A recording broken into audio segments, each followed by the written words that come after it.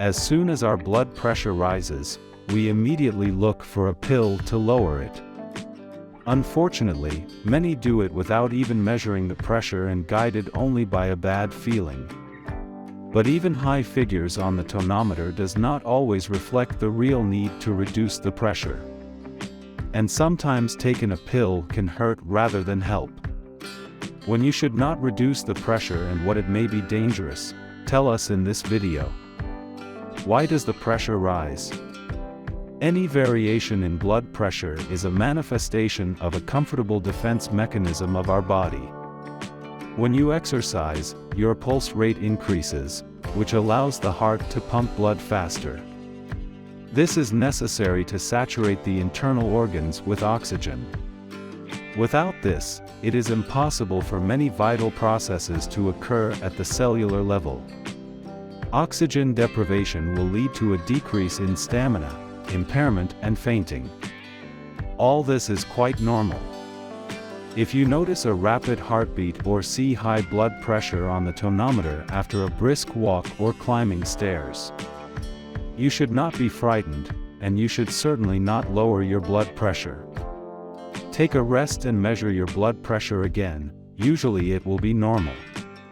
Why can my blood pressure be constantly high?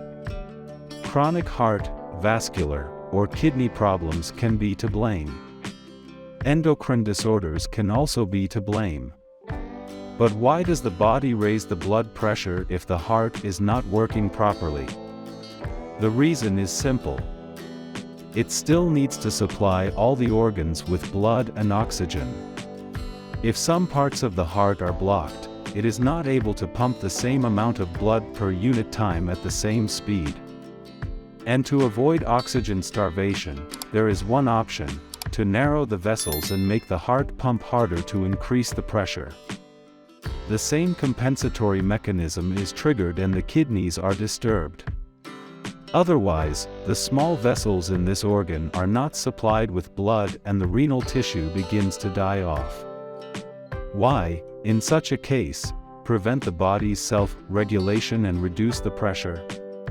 Persistent hypertension puts a heavy load on the blood vessels and accelerates their degradation. In addition, high blood pressure can lead to hypertensive crises, which are life-threatening. So how to recognize a dangerous situation and when on the contrary it is possible to do harm by lowering pressure? Friends, the value of health cannot be overestimated, and take care of it should each of us. We try to look for you a really useful and easy to use recipes for your health. After all, it is better to prevent disease than try to cure it. Support us and subscribe to our channel. When is it not necessary to reduce blood pressure? The first thing is to learn how to measure your blood pressure correctly. First, only at rest. You should not measure immediately after a walk or physical activity. Secondly, you need to make sure the quality of the tonometer. The easiest way to do this is to compare its measurements with another apparatus. Third, in addition to pressure, you need to pay attention to the pulse. And finally, it is important to know how stable your blood pressure is, because if it has always been low, and then suddenly reached a normal value of 120/80, you may feel bad, and for you it may be comparable with a hypertensive crisis.